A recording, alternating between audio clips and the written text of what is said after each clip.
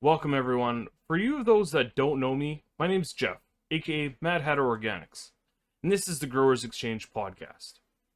I wanted to start this podcast to get more information out there about different growers, breeders, and industry companies. So stick with us as we exchange all types of grower knowledge. First off, I'd like to thank our sponsors, Autopot USA, for the best plant-driven automated watering system out there. Use discount code MADHATTER10 on autopot-usa.com for 10% off your entire order. Now, let's get started with the conversation. Welcome, everybody, to the 11th episode of the Growers Exchange podcast. Again, I have another awesome guest, the man famously known for neurotoxin, supreme leader, and his peanut butter crosses. Welcome to the stage, Mr. Joint Custody. How's it going, my friend? Good. How are you, man? Good, good. Thanks for Yeah, no worries. I appreciate you jumping on kind of last minute. Kind of had things planned in the background for a while now, but yeah, finally worked out. Yeah, no doubt. Yeah. So, for people that don't know you, give us a little spiel about who you are and, uh, you know, how you're famously known for your crosses. You guys, my name's Joint. I'm known for being a medicinal plant breeder, and some of the strains that I'm known for is cushion orange juice, neurotoxin, Joint's blueberry, and my supreme leader, and countless other strains. And I've been breeding for almost 12 years now and growing for over 15 years. Cool. Yeah. Um, so I guess how did you want to start in the breeding game? Why did you feel the need to start chucking pollen? So when I first started growing, it was incredibly difficult to get my hands on beans, and the only way you could get them is if you found them in a sack back then, or you had to order them overseas, and you were taking a huge risk ordering them overseas. Most of the time they didn't show up, so your money would just be gone, or it would get taken by customs, and then you would get like a letter in the mail saying they took your ship stuff from you. And so yeah, that's why I got into it. And I also just I was really interested in growing and learning more. And I think at some point most growers want to create their own strains, and yeah, that's just how I got into it. Couldn't get my hands on any seeds and was tired of growing crappy plants and wanted to make better plants, better strains. Yeah, yeah, it's understandable. I mean, a few years back, Yeah, it was definitely a lot harder to get your hands on those beans for sure. So it's crazy the difference between then and today. It's a yeah, crazy difference. yeah. I mean, they're everywhere, and everyone's doing their pollen chucking, at home breeding. I mean, I admit it. I've done it too. So, uh, Yeah. tell us a little bit about the neurotoxin you got going. What kind of crosses does that entail? So the lineage on that is the rare dankness Venom OG crossed to my Cheerios strain, and my Cheerios is Tropicana Cookies F2 crossed with Sunday Biscotti, which was Sunday Driver crossed to Biscotti from Canorado. And it just quickly became one of my top three or top five that I've made of all time. It's some superb medicine. Yeah, It like I named it neurotoxin because it just shuts your brain down. It's really dominant in the Venom OG side and is very potent. And yeah, it just shuts your brain down. It's great medicine. yeah. Um, if I think I've been hearing through the grapevine that there's two different phenos of that. There's a purple pheno, or is that am I thinking about something else? That's Supreme Leader. Oh, there's a few different. There's like there's an all purple one, and then there's a green one which is more elusive and harder to find in the F2s and BX1 that I've already made, but I have not released that yet. And then there's like a mixture of both, purple and green. My favorite, I think, is the green one, and then my second favorite would be like the purple and green. The purple one's really nice too. It just gives off different terps. It's more like a fruity gas terps, but the green one, the purple and green are just like pure gas and hash. Nice, nice. Yeah, I Yeah, know you. You're so kind to me, and you sent out a whackload of them. So, I mean, I might end up popping those pretty soon. I got a 2x4 waiting for a couple of them. But nice. so you got Supreme Leader as well. What kind of crosses are you working with in that one?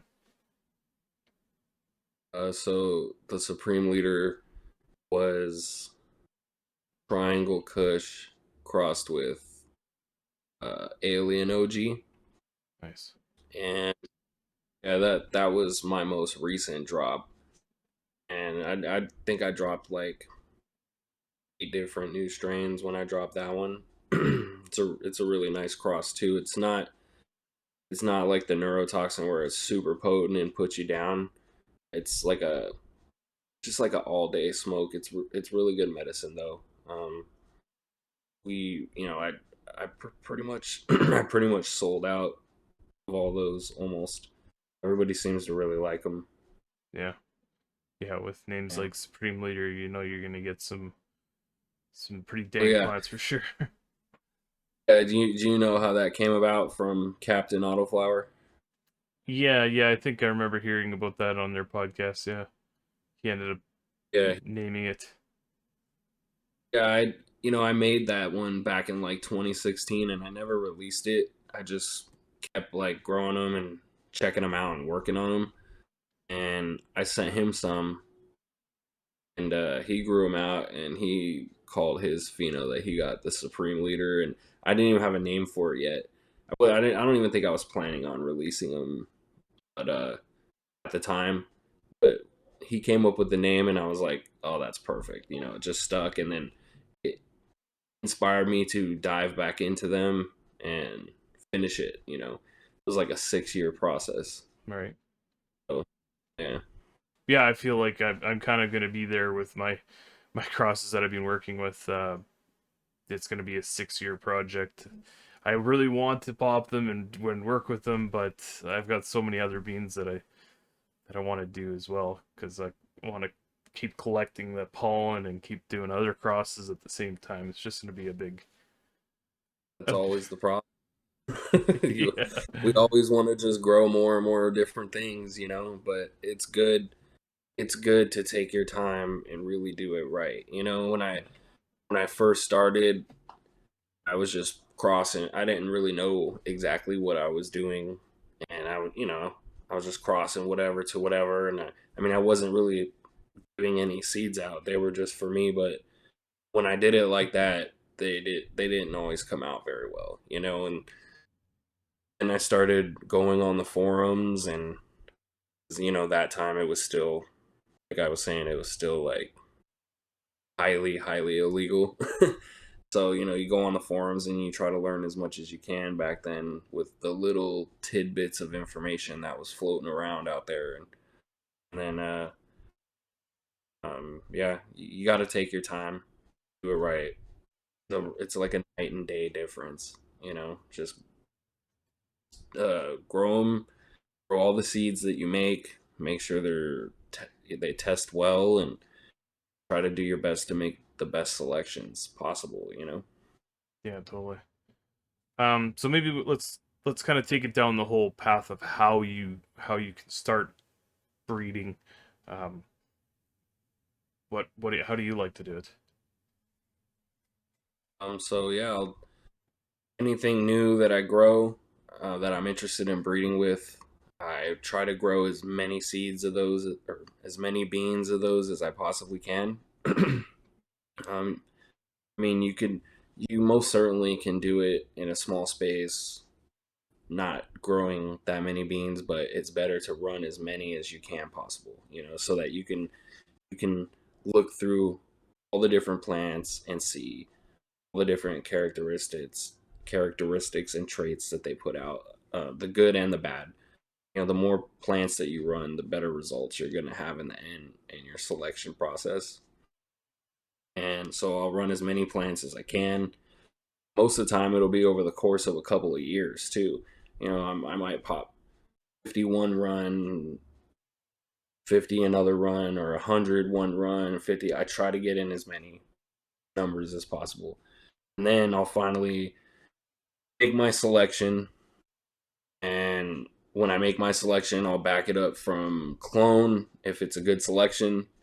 And then once I have it in the clone form, I'll run it back again. And then that's when I do all the stress testing and things like that to it to make sure it can survive and handle, things that like environmental issues, light leaks, whatever. Because a lot of newer growers are growing these things, and even for growers like me, it's still incredibly difficult to keep your environment perfectly dialed in, and you're going to make mistakes along the way, and plants should be able to handle that. Yeah. And yeah, there, if it passes everything from clone, um, depending on what I'm doing, I might run it back a third time. But usually, if it's good on the clone that first time, then I'll breed with it. It just depends on like the amount of time and space I have going at the moment. I really would like to run it back a third time again, but sometimes you don't have the space for that. But I'll breed with it, and then I'll still keep running it. So I'm just constantly running it even after I breed with it. Cool. So when you say you do like 50 to 100 plants, are you just doing them in solo cups, or are you doing them in like 3-gallon pots, or what's your process with that? I'll use 2-gallon square pots, Okay. um, and then I'll back everything up as a cut, right? And once I get to the end harvest, get to smoke everything, that's when I make my final choice. And then whatever sticks around, I just chuck all the rest. Unless sometimes I'll keep a couple just in case, but most of the time I'll just cut out the rest and keep that one cut, run it back, and then when I run more seeds again of the same thing, then I'll pick another selection from that and I'll run it up against that other cut from the previous run. Like, you're constantly just running these cuts against one another until you get to a point where you're like, okay, this is the one. This is the one. It can handle everything. It smokes great, yields great, whatever it is you're looking for. Mm-hmm. That's the best way to do it. Yeah. And are you using synthetics when you do your 2-gallon pots, or are you running organics? It's organic, still living soil, but I use that. I really am a fan of that blue gold. Okay. That's the one that Jeremy from Build a Soil talks about sometimes. It's a organic bottled nutrient. Mm-hmm. It's like a liquid pasty compost that's fermented. It's Yeah. some really good. I've been really digging on that. It really helps. Because you grow organic, right? Yep. Or so you know how if you're not staying on top of your top dressings, sometimes you can fall behind. Well, this you can use in conjunction with your top dressings, and it just keeps the plants on an even keel. You know what I mean? Nice. Nice. Yeah, so that stuff's great to use for pheno hunting or just whatever, growing, whatever. Yeah. Yeah. I've But used yeah, a product from back in the day when I was before I even started growing. I used General Hydroponics. It's called Go Organics box. It's just like a box of organic bottled nutrients. It had like kelp and fish aminos, a bunch of different stuff. But kind of like the Fox Farm box that they used to have, or people used to buy years ago, yeah, something like that. yeah, Yeah.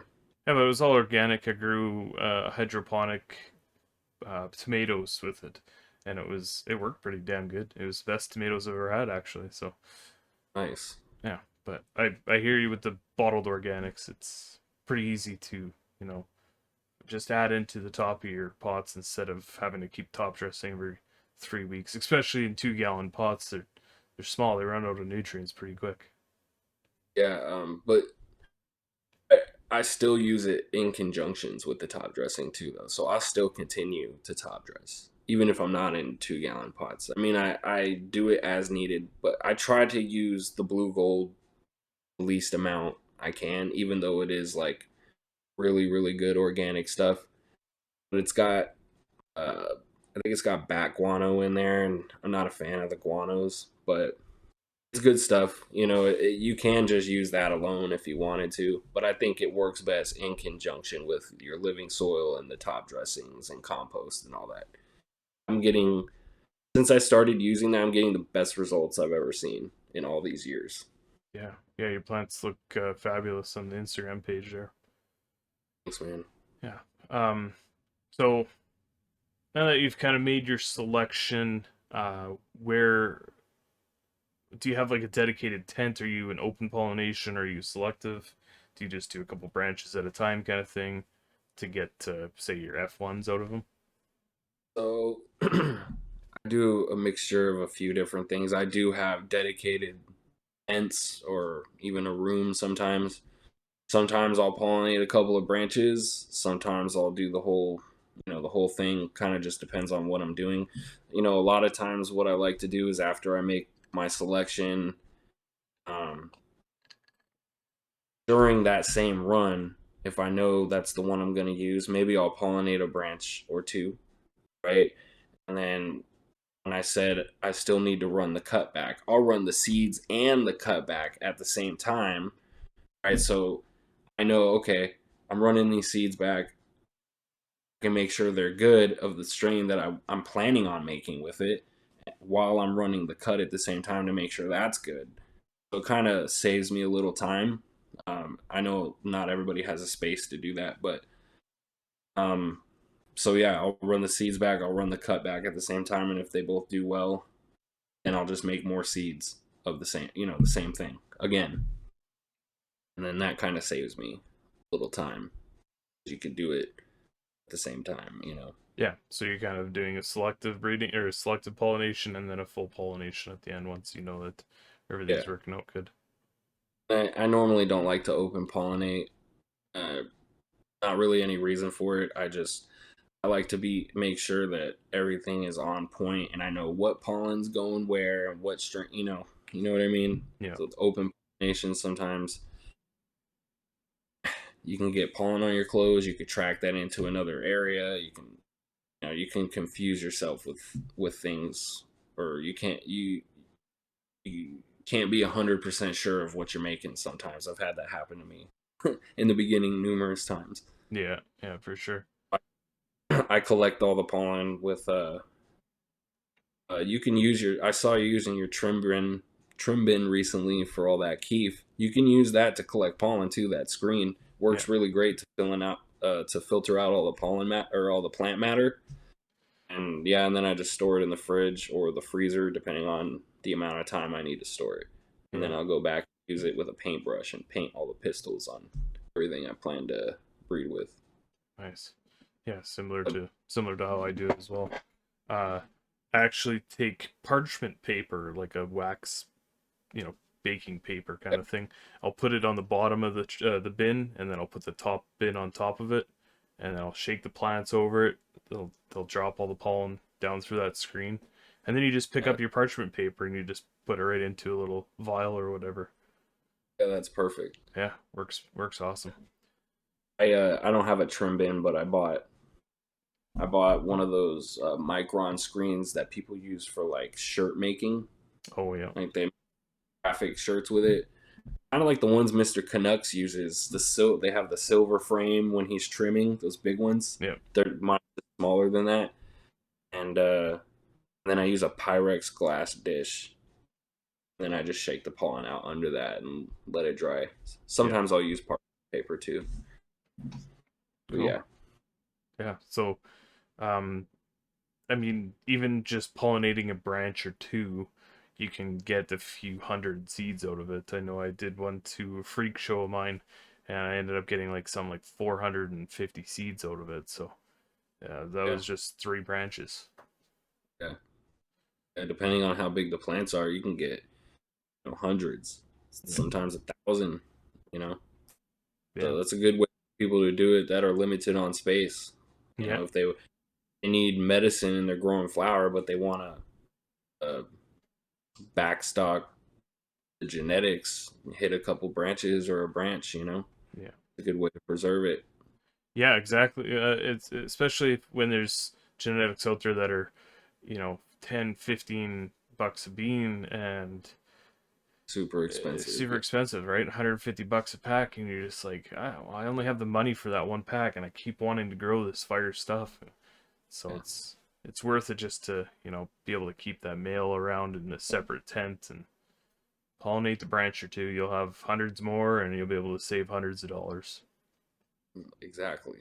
Yeah, And going on a tangent, nobody should be charging that much for beans, man. It's yeah, absolutely insane. I mean, I can understand if it was like a 2023 high times cup winner, you know what I mean? Then that's a little different, but yeah, these people produce hundreds of thousands, if not millions of beans at a time, and they're charging you hundreds of dollars for a cup, 10, 12 beans. It's crazy. I'm not hating, but it's crazy. yeah. No, I hear you. I'm sure everyone else does too. All right, so you've done your kind of pollination round. You've got your beans extracted out of them. How do you extract your beans out of your buds in the first place? Do you use that? I know there's like wooden boxes that have vacuum cleaners attached to And them. I do everything by hand, dude. Yeah, Um, I so a big deal for me when making beans is I let them go until they're fully mature, falling right out of the plant. It's usually 6 to 8 weeks from the day of pollination. I think I told you that too yeah, on IG a while back. And then yeah, I just harvest it like normal, and I sit them in like little silver lasagna trays that you get at the grocery store, and I sit them out in my garage for I don't know a week or two until they're dry, and then I just shuck them by hand, all of them. wow, that's a lot of work. And yeah, I do actually. I forgot. I do use this sifter thing that I got from Amazon. It's like it was called a soil sifter, right? It's Okay, like maybe a foot wide, and it's got these little tiny holes in the bottom, and you could crunch up all your buds and seeds or beans in there, and sift it, and it helps. That helps a lot. But yeah, I mostly just do everything by hand because I want to make sure that every bean that I keep is utmost quality. yeah, yeah. Because sometimes you get those deformed looking seeds or white ones or Yeah. whatever. They're not the best. They probably won't germinate. So Well, sometimes the white ones aren't always bad, but it's from a consumer standpoint. They want plump, tiger stripe, the best looking bean brown. You just want to make sure that you're giving your customers the best quality yeah, possible. yeah. I know I got the freak show beans that I had when I first germinated them. They were pure white, and I guess that's just how those freak shows are. Did a pollination round with it. Took all the beans out of the buds there, and every single one of them was white. And I was like, "This is weird." So I kind of did some digging, and yeah, sure enough, that's how they are. That's how they're bred. So Yeah, just some plants just produce white seeds like that, yeah, or some that look undesirable, but that's just how they produce. yeah, yeah. So So you take it to an F1. So what's the process next? Are you going F2s? Are you staying regs? Are you going feminized? at this current time, I don't do any feminized beans. I just like the regular beans. I think that every time I've grown femmes, I've always had issues. There some less than others. Mass Medical, he's one of the guys that produces some pretty good femmes. They're not issue free, but they're close to really, almost perfect for femmes. But in my experience, every time I've tried femmes and give them another shot, they're high intersex rate. They're very slow growing in veg, like hardly any vigor at all, and they just always have a lot of issues. They're not as resilient, and they can't handle a lot of stress. I just tend to stay away from them and make regular beans. But yeah, Okay. just depends on what I'm doing. Mostly, if I'm really into the line that I'm making and I'm really enjoying it, and everybody else is really enjoying it, and I'll continue to further the lineage. um, yeah, from there, it would be all about the males, male hunting after that. The female's great, but it's all about the males. They hold the secrets to the genetics, man. Yeah. And why do you think that is? Uh, honestly, I'm not even sure 100%. They Like just have from a this. science standpoint, they're just the males carry over a lot of traits and things that you're gonna see in the offspring that you don't get from the females. I believe that the male has both chromosomes. If I'm not mistaken, I could be mistaken. When the female only holds the one chromosome, right? So when you're using the male, you're getting all that other genetic potential. And the male, to me, the males are the most important part of breeding. Yeah. I do runs where it's all males Hmm. to find the best one.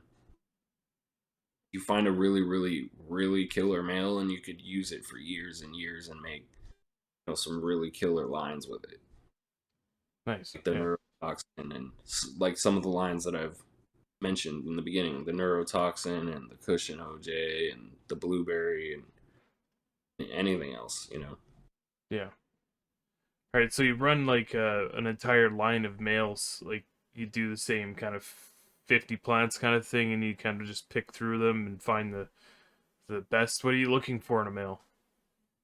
So yeah, I'll do basically the same thing I did with the females over a certain however period of time it takes. I'll usually for males, I'll try to at least run a minimum of 100 beans. Sometimes I'll do more, just like the females. And what I'm looking for in a male. So I have a whole different outlook on the males than a lot of the community does with breeding. A lot of people are looking for like resinous males full of trichomes and things like that, and I tend to stay away from that. Actually, I 100% stay away from that. I'm looking for the most masculine males, right? So I kind of look at it like I don't know, animals in the wild, right? Are animals that are looking for mates and mating, are they looking for feminine males? No, they're looking for the most masculine males to mate with to further their genetic line. So I'm looking for really thick stalks and branches, a good stout structure depending on the genetics. um it's got to be strong and resilient. You look for a lot of the same things you look for in a male with the female, with just a few different aspects. You do the tried and true stem rubs to try and see what smells are going on there. Um, and yeah, man, just strength and resilience and the most masculine males that I can find. I'm all about with breeding. I'm all about strong plants and resilient plants and the effect and the terps. Those are like my main goals when I'm breeding. Hmm. Okay, that makes sense. Yeah. From masculinity point, it totally makes sense. Yeah. I learned that actually. I mean, I already subconsciously knew that. That's what I've always been doing.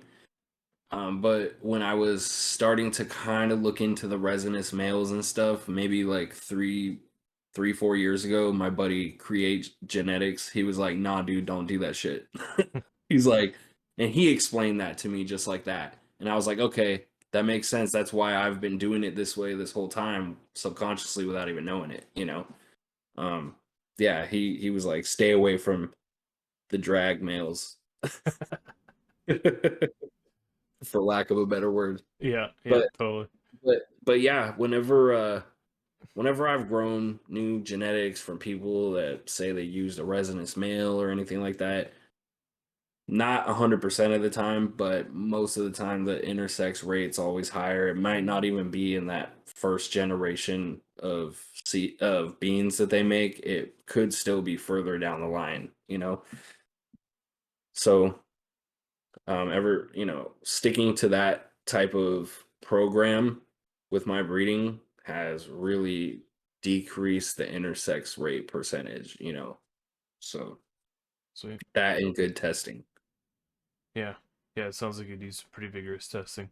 Uh, I've heard that you kind of just do like an open tent kind of thing as well. Like you allow light to leak in to stress test them as well. Yeah, Um, so when I'm running my room testing new beans, I just keep the environment totally screwed up on like intentionally on purpose. Lights bleeding in from everywhere, or sometimes I'll even turn the lights on in the middle of the night, and anything that just can't handle the stressors given just gets cut. I only keep the plants that can handle everything. Um, I think last summer I was posting on my IG when I did my first autopot run with the Supreme Leader and that blueberry orange juice. I just left my tent open at night because in the other half of the room I had plants in veg. So the light was just beaming in on them for like 6 hours at night, which is basically, yeah. So, and then the temperature, it was in the heart of the summer, and I'm in Vegas here. So it was like the tent never got below 105 even at night. And Jesus. I think, I don't know if you saw that me growing them, but oh yeah, that was with the YouTube too. Those plants were doing tremendously great all throughout. They were praying all throughout the flowering cycle, all throughout veg, growing really well, and no issues, man. I cut out that one plant though because it was attracting bugs, and it was only on the one plant, so I just got rid of it. Why do you It's think it another was thing. only on the one plant? I think sometimes certain terpenes can attract bugs. Typically, if you're getting bugs, it's usually an indication that something's wrong with the plant, or usually something's wrong with the soil. The soil isn't on point and it's creating deficiencies in the plant, but the plant was perfectly healthy. So I think it was a certain terpene that it was producing that the bugs liked. Mm, Either way, I just got rid of it. yeah. Yeah, I've heard Brix levels as well. If your Brix levels are Yeah, kind of way high too low, bricks then too. or yeah, I'm not too sure. I'm not really familiar with Brix. So I don't know if it's like on the higher end it tracks bugs or lower end it attracts bugs. But Pretty sure it's the higher end when it's more sugary oh, okay. that attracts them. So they start leaching the stalks and stems like, like sap, you know. Yeah, yeah, yeah. Makes sense. Could be I high guess Brix I levels guess then. low I guess both, because then a low bricks level could potentially cause a deficiency which would weaken the plant and then attract bugs. I guess it could be both. Yeah, Just depends on the situation. yeah.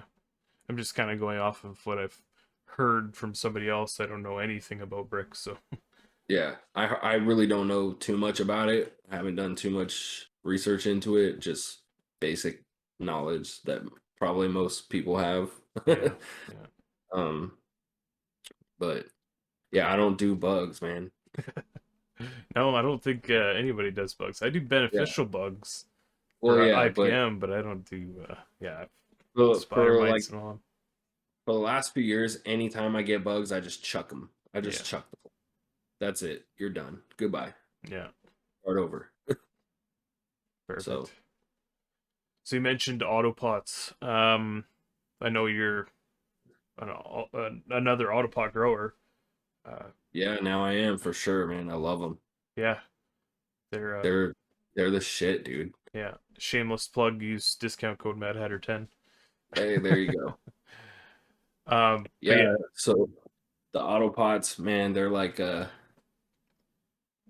dream come true, man. You get like hydro style vigor and yields while being able to maintain an organic medium and still grow organically like the way I normally would with living soil. It's the best of both worlds. I'm like the yields I'm getting now are they're crazy compared to what I used to get for the size pot and the space. You know what I mean? yeah, That last run that I did, well, my not the last one, but that was my first run in autopots. That last grow I did, where I cut the plant out because of the bugs. Those three plants I still yielded just shy of a pound, 15.6 ounces. jeez, nice, I've never, three plants in 6 gallon pots. I've never hit, numbers like that, dude. right. It's crazy. Yeah, you said Usually I usually have to grow in like a 10 gallon or plus size pot to get those types of yields. yeah, yeah, totally. You said you were growing organically in those as well. Yep. Yeah, I'm just running pure RO through the res. That's it. I don't put anything else in there. And then once every month I top dress, and then once every 2 weeks I'll use the blue gold in a top feeding, top watering. yeah, And I remember Captain mentioning he likes to try and keep the tops of his soil wet in the autopods. I don't like to do that. I just water them once every 2 weeks on top with the feed. Um, I think that can attract bugs because it's, you're getting all that moisture from the bottom. And then if you're watering on top too all the time, I think that's why he's getting fungus gnats and people are getting a lot of fungus gnats. I haven't battled fungus gnats in years. I finally figured them out after a decade of fighting them, dude. tell the You secret. gotta, dude, it's super easy, man. You just gotta let your plants dry out in between waterings. Yeah, That is the total secret to it, and it's actually better for your plants to do that anyway. have that dry Um, back period. Yeah, yeah, it makes them a little more stronger, a little more resilient, can handle more drought and heat. And I wait till they begin to droop. I don't let them look exasperated and super dehydrated, but once they start to droop and I feel the top and it's dry, then I'll go ahead and water again. And that has killed the fungus gnats for me. I yeah, haven't had I'm not even seeing one or two flying around, man. Which usually you get that with organic growing no matter what. I'm not seeing any for yeah. a couple years now. It's awesome. Nice. I've noticed that with autopots as well because that moisture level only goes up to a certain point in the pot. That Yep. first inch or two of soil doesn't really get moist. If you Right. don't have a cover crop or a mulch layer or anything like that, it doesn't really get moist. So yeah, once that first layer, inch or two layer dries out, the Good fungus gnat dynamic. population just dies off Got it. naturally, kind of thing. Right. So Yep. So yeah, that's why I was saying I don't continuously keep the top wet, yeah. you know. Yeah, I So like that to add that top dressing and a little bit of a compost layer, but I also add a half-inch layer, maybe three-quarter-inch layer of rice hulls on top of a mulch layer, just that's what be I do too. just to be able to keep that moisture level up a little bit higher. Yeah, I Yeah, do the same thing. And then neem seed meal, man, that stuff's great too. Using it part of your top dressings, that really helps keep them away too, because they do not like neem seed meal. hmm. Like how neem really has that crazy smell to it. Bugs hate it. So you implement that into your top dressings, like or in veg, that's when it's most beneficial. You could still use it in flour, but in veg or even globally in your living soil, because that's like a part of like Coots soil recipe is neem seed meal, Yeah, and a lot of growers use that. Um, that and the dryback period just eliminates most bugs. yeah, yeah. Another amendment you can use for a pest deterrent is insect frass. It's got Yeah, that really nasty, potent smell that just deters pests. I Uh, saw you just bought a crap load of that, right? yeah, A truckload. yeah. I saw I that on bought I Instagram. bought 6 truckloads. Holy cow! What are you doing Yeah. with all of it? I'm gonna just start off an amendment company, I guess. Let's start off slow Let's and go. yeah, yeah. I couldn't pass up the opportunity. It was there and available at a very very cheap price, so I snatched it up. And one of the ladies that I had on the podcast earlier, Roxanne from Trad Worm Industries, um, I reached out to her. I said, "Hey, you want to get in business?" I said, I have 130 tons of frass. She's like, no way. She just got like super stoked about it. She's like, bring it out. We're storing it at my place. We're doing this. I said, okay, all right, let's do it. That's awesome, dude. Yeah. So, Well, maybe when we're done, I'll buy some from you, man, because I just ran out of frass. So yeah, I have to get labeling and packaging. I'm getting microbial testing done right now. I'm getting nutrient value testing, kind of application rates, and it's going to be a little bit of a process for the first little while, but it's going to be exciting. I'm going to start off with that's the awesome, frass dude. and kind of collaborate with her worm castings as well. It should be pretty fun. That's awesome, man. Congrats. Thanks. Yeah. Yeah, I didn't know you had 6 truckloads. I saw the one and I was like, oh, that's crazy. And Yeah. now you have six. That's cool, dude. Yeah, there's 26 skids in each of those trailers, so it's 144 skids at like 1800 or 850 kg a skid. So it's like, Nice. yeah, around 130 tons, give or take. It's That's crazy. it's a lot. I mean, even You'll just that never, one truckload was a lot. yeah, you'll never run out of frass anymore, my No, friend. no, I won't. I don't. That's a great amendment too. So Yeah, yeah. It's got lots of chitin. It's got the little NPK value. It's got a small NPK value, but there's soluble nitrogen in it too, so you can use it through veg and a little bit in the flour and whatnot. So, is it like a 222? the stuff that I had is a 211. So it's Oh, and then okay. the nitrogen has 1.1% soluble and 0.9% non-soluble. Nice. So it's a slow release and quick release kind of thing. So That's cool, plant man. available. Yeah, that's super cool. Yeah, yeah, it should be interesting. But yeah, this isn't about me. This is about you. I know. Sorry, tangent there, No, it's but not. I had to say something about that. That was cool. Yeah. Uh, Truckload. it's gonna be crazy. So autopots, organics, they work together. Some people are kind of iffy about the whole organic things in autopots. It's just gonna rot and go anaerobic. And no, I've been growing with organics. You've been growing with organics. Captain's been doing it. There's probably numerous other people. So it works. It works very well. Are you running anything through the res, or are you just running regular water? Every once in a while, I'll put a little bit of a microbial solution in there, like a microbial mass or some labs. Um, but yeah, I don't run anything through the res, just straight water, and it's like Yeah, tap water. I filter with Boogie Blue, one of those Boogie Blue filters. Boogie Brew filters. I have one Yeah, of those. Nice. Yeah, I think running just pure water through it's the your best bet. You yeah, know, then you don't have to worry about cleaning the lines and or anything turning anaerobic, you know. And then also on the flip side, it helps break down the food in your soil faster so that your medium isn't getting high in ppms and burning the plants. And yeah, I just think running the RO water has been the best to do in the autopots yeah, mixed with the top dressing. It's such a killer combo, man. I wish I would have started using autopots years and years ago, man. yeah, It makes life so much easier. yeah. I ended up getting my first kit. Oh, want to say about 2 years ago now, just about 2 years, and I'll never turn back. It's Yeah. always growing out of pots.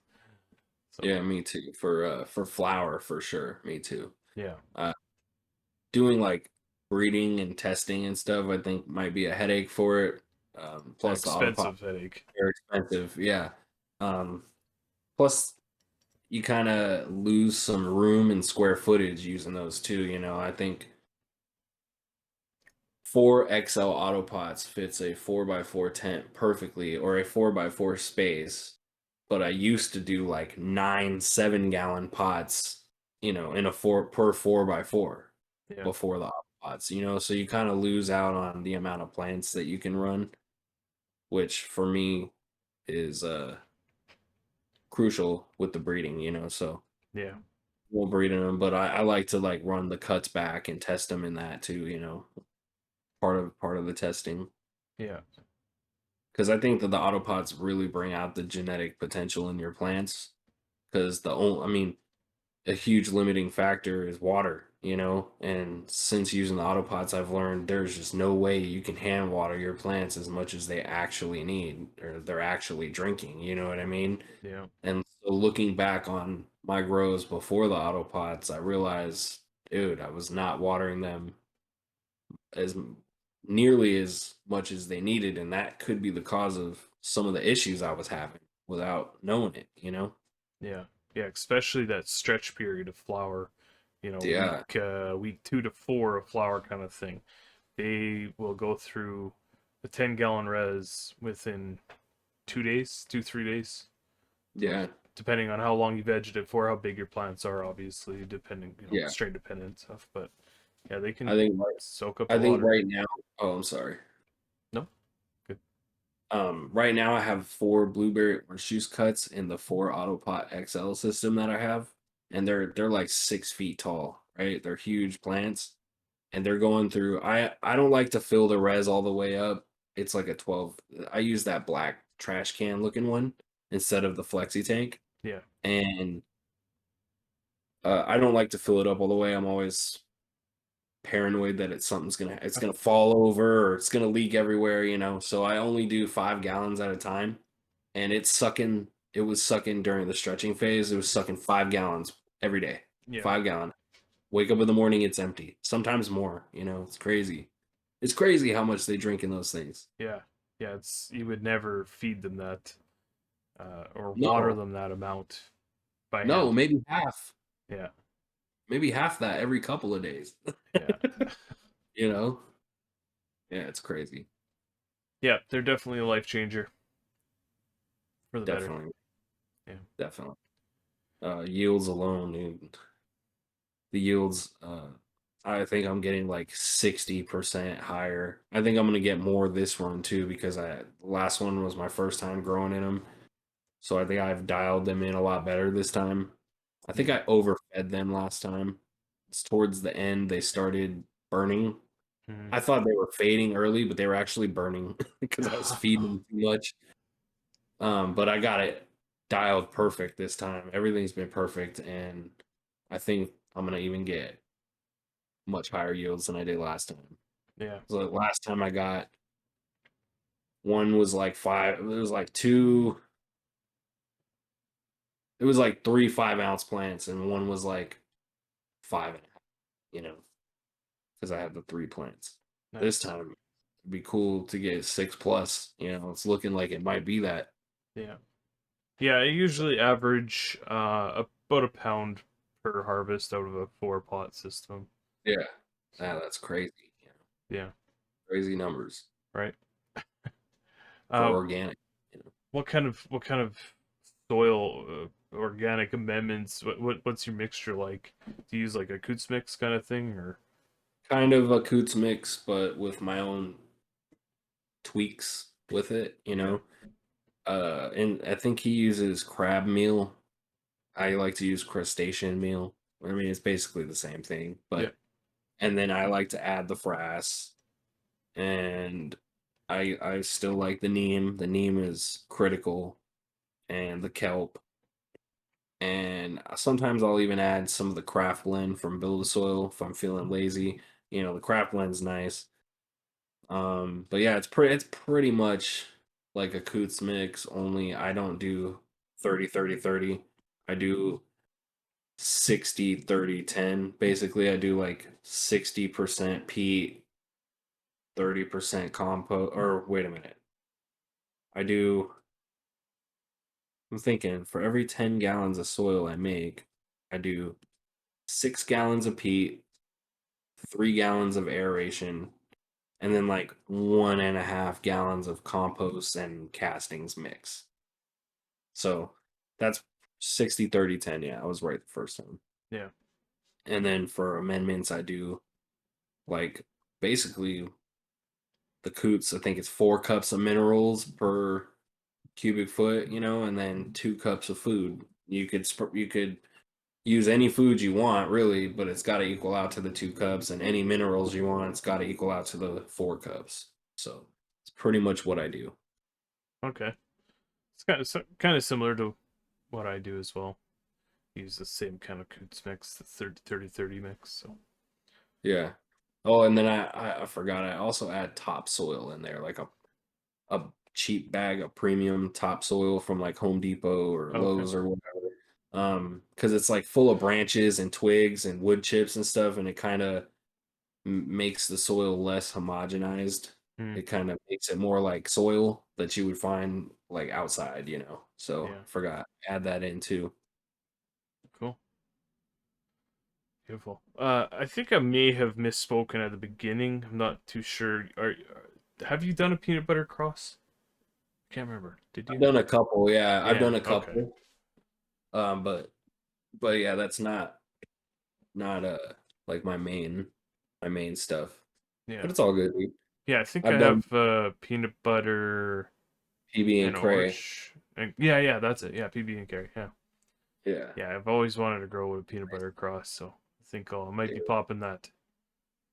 that one's really, really nice, man. I really do enjoy the peanut butter brother. I'm still working with it to this day. Um, my friend Nate with the bakery genetics, he back crossed it from Thug Pug, and then he Mm, gave me BX3, and we're collaborating together with that. Yeah, I love the peanut butter breath. It's really good. nice. I actually just picked up some Thug Pug unicorn poop, so Oh, nice. maybe I'll do some That's crossing with that as well. Yeah, it's really good. I did that was part of the Supreme Leader lineup too. I crossed the Supreme Leader with unicorn poop and named it Nice. mythical poop with Kim Jong Un. Oh Uh, yeah, yeah. nice. That's awesome. Um, yeah, the mythical or the unicorn poop's really good too. It's a GMO cross. Oh It's yeah, good. yeah, You'll like it. yeah. Yeah, I was trying to go after their peanut butter breath, but all sold out. So Yeah, oh it's well. like impossible to find. And honestly, if you want some, I think I still have some extra from my from what my buddy gave me. I'll send you some, dude. Oh, I think that's his is probably better than the original. and that was Thug Pug as well. Or is that? Originally Thug Pug, but he BX'd it three Oh times. yeah, that's what you said. BX3. Nice. Well, I mean, even better. Yeah, he likes to preserve a lot of genetics like that. So Yeah, he's good. He's good at what he does. sweet. Awesome. Well, what do you have anything coming up in the future? It's kind of exciting or anything for you? Yeah, actually, February 10th is gonna be my new and last one of my last drops for a while. It's the another blueberry lineup. It's just a small lineup, 4 main lines that I worked on, and then 2 like freebie gift packs. I haven't the gift packs usually, just so everybody knows, most of the time I have not got to testing those out fully yet. Like I've grown them, just not they haven't gone through my rigorous testing process. So that's why I give them out as gift packs. Mm-hmm. So yeah, it's altogether it's gonna be 6 new lines, but 4 that I've that are like the main drops. Yeah. Yeah, kind of how Blueberry. Mephisto does it with their freebies. It's just like an untested line. Yeah, a lot Yeah, of people cool. do it like that Yeah, to just, help get the new stuff out there and people growing them. yeah. Uh, yeah, it's gonna be a blueberry BX2. I was at F4 and I really enjoyed that line. It was really good. It didn't quite come out the way I had hoped, so I went back to the F3 and then BX that. So coming out with the BX2, then I'm coming out with Squid Ink version 2, which is neurotoxin crossed with the blueberry. Nice. Yeah, and then blueberry orange juice F2, that's coming. And then the other one was blueberry sour punch, which is blueberry pebbles punch crossed to my blueberry pebbles punch from Create, which That's is dope. really good too. Yeah, those are the four main ones. And then the freebies, one of them's blueberry limeade, which is the cactus breath from by Dab for Dads, crossed to the blueberry, and then Star Fuel, which is Star Pupil crossed to neurotoxin from Nice. Mass Medical Star Pupil. Yeah. Nice. I can already hear So the people screaming for all that stuff. I know Mac Attack and Rev and Johnny and Kotz. They're all they've all been talking about your blueberry strains, so I'm sure they're gonna be all over that. And I'm yeah, glad you said something here so people can know that you're throwing another drop out February 10th. yep. February 10th, it'll be live on my site. Hopefully early in the morning. It just depends on if I can get to it, how early I can put it up. I've got three kids. Those fools are demanding Yep. of attention. Yeah. So, but yeah, like I was saying, this is going to be my last drop for a little while. I just I miss growing flower. I mean, I love breeding, but I miss just growing flower and chilling out a little bit. Yeah.